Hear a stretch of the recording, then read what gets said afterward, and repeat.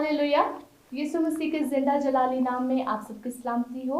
आप देख रहे हैं crossway TV programme don devotion के तमाम देखने वाले नाजरीन को मैं खुशामदीद करती हूँ। नाजरीन, आज हमारे प्रोग्राम में बहुत ही खास मेहमान हमारे साथ खुदा के खूबसूरत खादम पास्टर कमर गिल साहब मौजूद हैं। आप में से बहुत से लोग जानते होंगे कि पादरी साहब मुल्क भर में पैदल सफ़र कर रहे हैं और खुदा के कलाम की मुनादी कर रहे हैं और लोगों को लोगों को ईमान और उम्मीद की रोशनी दे रहे हैं। आइए मेरे अज़ीज़ों, हम जानते हैं उनका ये सफ़र कैसा जा रहा है और उनको इस सफ़र में किन चैलेंजेस का सामना है और उनका मिशन क्या है। पास साहब, हम आपको क्रॉसवे टीवी की जानिब से प्रोग्राम डॉन डिवोशन में खुशामदीद कहते हैं। जी, थैंक यू सो मच। यीशु में आपकी सलामती हो और क्रॉसवे टीवी देखने वाले तमाम नाजरीन के लिए मैं बरकत, सलामती और मुहाफ़ज़त की दुआ को मांगता हूँ और यकीनन क्रॉसवे टीवी आप सबके लिए बरकत का बाइस होगा। आमीन। पास साहब, आप हमें बताइए कि आपका ये सफ़र कब और कैसे शुरू हुआ और इस सफ़र के दौरान आपको किन चैलेंजेस का सामना रहा है। यीशु में आप सबकी सलामती हो। बड़ा खूबसूरत आपने सवाल किया बेटे। इस सफ़र का मैं आपको बताता हूँ कि 13 सितंबर 2023 को संबड़ियाल मोड़ से इस सफ़र का आगाज़ किया। और पैदल ही क्यों किया, अक्सर लोग ये सवाल पूछते रहते हैं और क्योंकि कुछ लोग तो सोशल मीडिया पर मुझे देखते रहते हैं और जो नहीं देखते फिर वो ज़रूर सवाल पूछते हैं। और कुछ लोग वीडियो को देखते हैं और क्योंकि उन्होंने पिछली वीडियो नहीं देखी होती, उनको पता नहीं होता, तो वो ज़रूर सवाल पूछते हैं जी पैदल ही क्यों, ये बड़ा जदीद दौर है, टेक्नोलॉजी का दौर है। तो मैं आपको बताना चाहता हूँ कि हर ज़माना ही यीशु का ज़माना है, तो इसमें जदीद वाली कोई बात नहीं। और जदीद हो या कदीम हो, ज़माना तो यीशु का है। और पैदल चलने की वजह यह है कि मुझे कुछ अर्सा पहले मोहरों का मसला हुआ, जिसकी प्रॉब्लम हुई और स्कोलियोसिस हो गया, रीढ़ की हड्डी जिसमें टेढ़ी हो जाती है। तो मैं उस वजह से चलने से कासिर था, तो मैंने खुदावंद के साथ कमिटमेंट की। मैंने प्रॉमिस किया, मैंने कहा खुदावंद एक मरतबा आप मुझे चलने के कुव्वत अता करें, क्योंकि मैं व्हील चेयर और बैसाखियों पे नहीं चलना चाहता, मैं अपने कदमों पर कुव्वत के साथ चलना चाहता हूँ। और आई प्रॉमिस विद यू कि जो ही आप मुझको बहाल करेंगे, फिर एक दो शहर में नहीं पूरे पाकिस्तान में जाऊँगा और पैदल जाकर इस बात की गवाही दूंगा ये टांगे मुझे यीशु ने दी, और आसमान की बादशाही की तालीम दूंगा। और आसमान की बादशाही की तालीम के बारे में जो विजन है जी, वो बड़ा क्लियर है जी। मत्ती की इंजील 10 बाब और उसकी 7वीं आयत मुबारक है जी, और जिसमें यूं मरकूम है, और चलते चलते ये मुनादी करना कि आसमान की बादशाही नज़दीक आ गई है। तो मैंने खुदा के साथ क्योंकि ये प्रॉमिस किया था कि एक तो मैं पैदल जाकर मुनादी करूँगा, दूसरा मैं आसमान की बादशाही की तालीम दूँगा। तो खुदा के फजल करम से 13 सितंबर 2023 को संबड़ियाल मोड़ से इस सफ़र का आगाज़ किया और अभी भी सफ़र जारी है जी। और पासब, हमें बताइए कि आपका ये सफ़र कब मुकम्मल होने की उम्मीद है और अभी तक कितना सफ़र बाकी है। जी, ये तो मेरे मालिक को पता है जी, जो मुझे सफ़र करवा रहा है। तो ये मेरा सफ़र 5 साल में करवा दे, 2 साल में, 1 साल में, 10 साल में, 20 साल, 50 या 100 साल में, ये उसकी मर्ज़ी है। और खिदमत जो उसकी करनी है वो तो मैं तब तक करूँगा जब तक यीशु मसीह आ नहीं जाते। अच्छा, आप हमें, हमारे नाज़रीन जानना चाहेंगे कि आपका ये शानदार सफ़र जो है मुकम्मल हो जाएगा जब, तो इसके बाद आपके क्या इरादे हैं। इरादा तो यीशु मसीह का है जी, वो जो भी करवाना चाहे मैं हाजिर हूँ। और मैंने क्योंकि अपनी ज़िंदगी यीशु मसीह को दे दी और अब जितनी देर तक जीऊँगा उसके लिए जीऊँगा। जो चूँकि हम रोज़ों के महीने में हैं, तो यकीनन रोज़ा आपके रूहानी मालूमात का एक अहम हिस्सा होगा। आप अपने सफ़र के दौरान जो है रोज़ा रखने वालों को क्या मैसेज देना चाहते हैं। रोज़ा रखने वालों जो बरकरार रखते हैं, तो उसके बारे में आप क्या कहना चाहेंगे। जी, रोज़े के ताल्लुक से मैं यहाँ पर आपको बताना चाहूँगा कि रोज़े के ताल्लुक से यीशु मसीह ने बड़ी खूबसूरत तालीम दी है। और उन्होंने कहा कि जब तुम रोज़ा रखो तो रियाकारों की तरह नहीं। रियाकार क्या करते थे कि अपने सर में खाक डाल देते ताकि चौकों में खड़े होकर, ये फरीसी थे जिनके बारे में यीशु मसीह ने कहा, तो ये फ़कीहियों के शागिर्द थे और ये अपने आप को साबित करते थे कि लोग हमें रोज़ादार जाने और कहें कि उस बंदे ने रोज़ा रखा है। दिखावा ज़्यादा करते थे, रियाकारी, अदाकारी करते थे, एक्टिंग करते थे। और इसको आप उर्दू के मानों में देखें तो इसको मुनाफिक कहा जाता है, मुनाफिकत करते थे। तो उनको लेकर यीशु मसीह ने कहा जब तुम रोज़ा रखो तो इनकी तरह नहीं रखना जिस तरह ये करते हैं, बल्कि जब तुमने रोज़ा रखना है तो तुमने अपने सर में तेल डालना। तेल डालने का मकसद क्या था? तेल डालने के लिए क्यों कहा? क्योंकि शमूएल ने दाऊद को क्या किया था? मसा किया था। किसके साथ? ऑयल के साथ, तेल के साथ। तो जितने भी लोगों को मसा किया गया है बाइबल के अंदर, वो तेल के साथ मसा किया गया है। तो यीशु मसीह ये कहना चाह रहे थे कि तुमने अपने सर में खाक नहीं डालनी, बल्कि अपने सर को तेल के साथ मसा करना है अपने आप को। क्योंकि जब हम मसा होते हैं, मसाशुदा खादम जहाँ पर होता है, वहाँ पर खुदा की हजूरी बेहतर तौर पर महसूस होना शुरू होती है। तो रोज़े का जो मकसद है वो हमारा खुदा के साथ कुर्बत है, उसकी कुर्बत में हमने रहना है, हमने खुदा के साथ फेलोशिप करनी है। जिस तरह अभी हम डिस्कशन कर रहे हैं, हमने इस तरह खुदा के साथ डिस्कशन कर दी है। तो जब हम डिस्कशन करेंगे खुदा के साथ तो उसके लिए लाजम है, क्योंकि खुदा पाक है और यही खूबी वो हम सब में देखना चाहता है। तो वो चाहता है कि हम पाकीज़ा तौर पर मुंह भी धोएं और सर पर तेल डालें। क्योंकि सर पर तेल क्यों डालें जी? क्योंकि हम यीशु मसीह पर ईमान लाने की वजह से आसमान की बादशाही के वारिस और खुदा के बेटे और बेटियां यानी उसके फर्जंद बने हैं।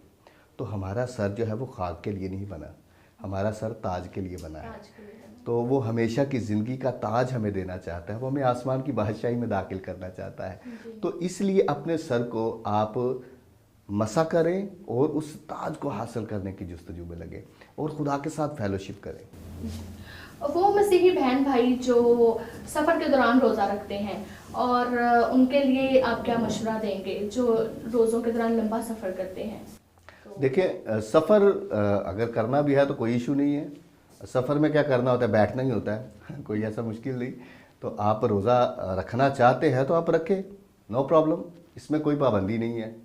तो आप रोज़ा रखें, बस क्या करना है, आपने बैठने सीटिंग करनी है। तो आप बैठकर उस सफ़र को एंजॉय करें। और एंजॉय कैसे करना है?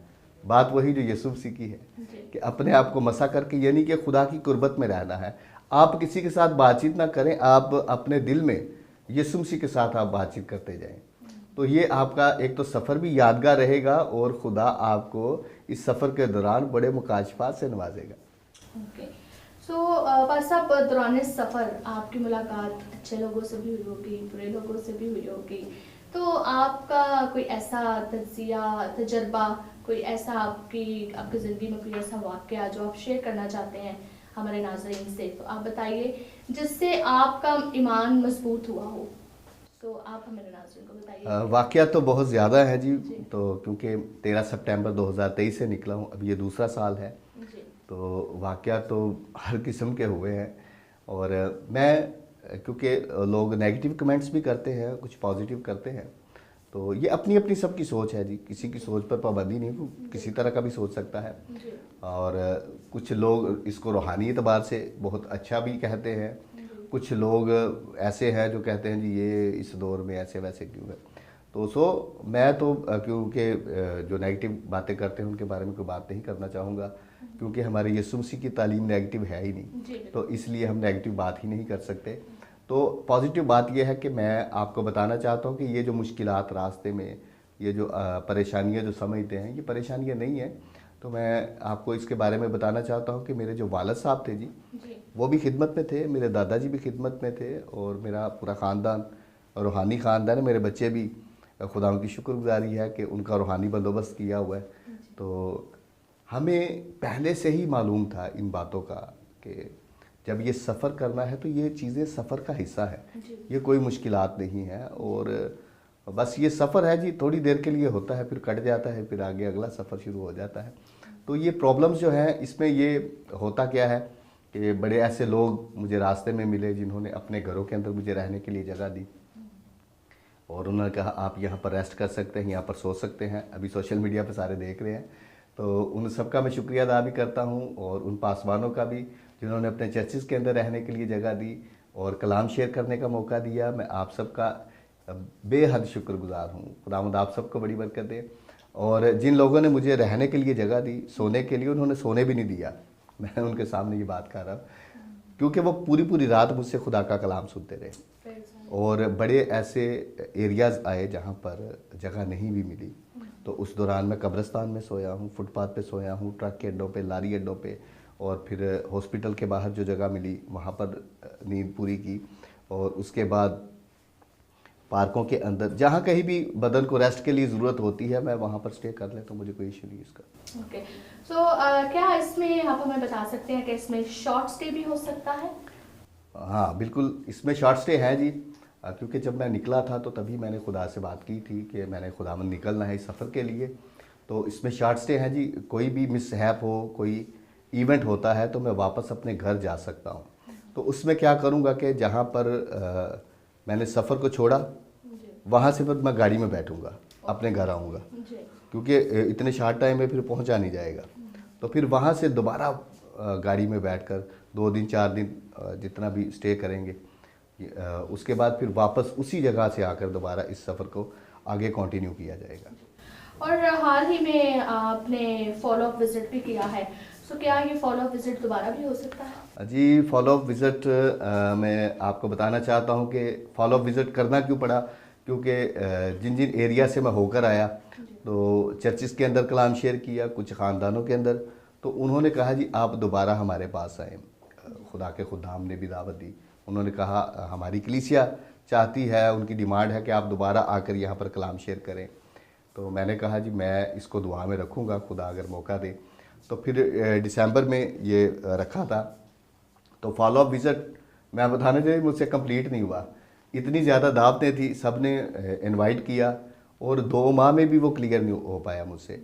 तो अब इसको इस तरह करेंगे कि जो कोई भी फॉलो अप के लिए जो कॉल देगा तो फिर मैं गाड़ी पे जाऊंगा और वहाँ पर जाकर कलाम शेयर करके फिर वापस उसी प्लेस से आकर इस सफ़र को दोबारा से आगे कंटिन्यू करेंगे।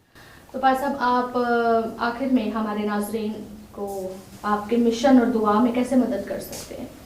जी, मैं आप सबसे दरख्वास्त करता हूँ कि आप मुझे अपनी दुआ में याद रखें, क्योंकि जो सबसे बड़ी हमारे पास कुव्वत है वो दुआ की कुव्वत है। तो मैं सब जानते हैं कि मैं किसी चर्च में भी जाऊं या कहीं पर भी जाता हूं तो मैं हदिये की डिमांड नहीं करता, कि पैसे नहीं मांगने होते, ना मैं हेल्प मांगता हूं। तो मैं सिर्फ एक ही चीज़ की आप सबसे रिक्वेस्ट करता हूं कि आप मेरी हेल्प इस तरह से कर सकते हैं कि आप खुदावंद से मेरे लिए दुआ किया करें कि खुदावंद मेरे रास्ते में आसानियाँ पैदा करे और उसके बाद मुझे अपने वादे पर कायम रहने का फजल अता करे, और जो सबसे बड़ी बात है कि किताब हयात में से नाम मिटाया ना जाए। इस मकसद के लिए मेरे लिए ज़रूर दुआ किया करें। थैंक यू वेरी मच पादरी साहब। यकीनन मेरे अजीज़ों, आपने पादरी साहब की खूबसूरत बातों को सुना और मैं मान रखती हूँ कि इनके बयान की गई बातें, इनके अल्फाज आपके लिए बाइस से बरकत हो। और देखिए, जैसा कि उन्होंने बताया कि उनको मोरों का मसला हुआ, लेकिन उन्होंने खुदा से मदद मांगी, उन्होंने खुदा से कमिट किया।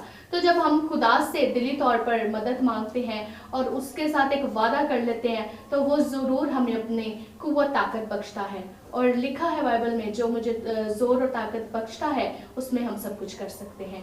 सो आज के हमारे प्रोग्राम में खूबसूरत बातें आप तक पहुंची। मैं मान रखती हूँ कि इस प्रोग्राम के वसीला से आपने बरकत पाई होगी, आपने बहुत कुछ सीखा होगा।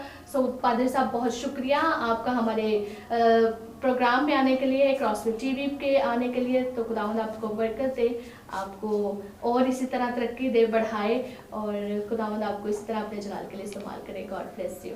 सो मेरे अजीज़ों, आइए हम एक दफ़ा फिर खुदा की शुक्रगुजारी करते हैं। और अभी तक अगर आपने क्रॉसफिट टीवी के चैनल को सब्सक्राइब नहीं किया तो इसको सब्सक्राइब करें, लाइक करें, शेयर करें और बेल आइकन के बटन को दबाना मत भूलें, ताकि इस तरह के खूबसूरत खादिम जिनके पास खूबसूरत कलाम है, खूबसूरत उनकी ज़िंदगी की बातें हैं, गवाहियाँ हैं, तो वो आप तक पहुँच सके। और इसके अलावा मैं आपको बताना चाहती हूँ कि जितने भी हमारे मसीह बहन भाई हैं, मसीह होने के नाते वो कोई भी अपना खुदा का कलाम सुनाना चाहते हैं, उनकी ज़िंदगी की गवाही है, तो क्रॉसफिट टीवी की तरफ से आप जानिब से आपको दावत दी जाती है कि आप आएँ और खुदा का कलाम सुनाएं और आपकी ज़िंदगी की जो भी गवाही आप उसको शेयर करें। आप ये सारी मालूमात के लिए हमारे दिए गए नीचे नंबर पर राब्ता कर सकते हैं। God bless you all.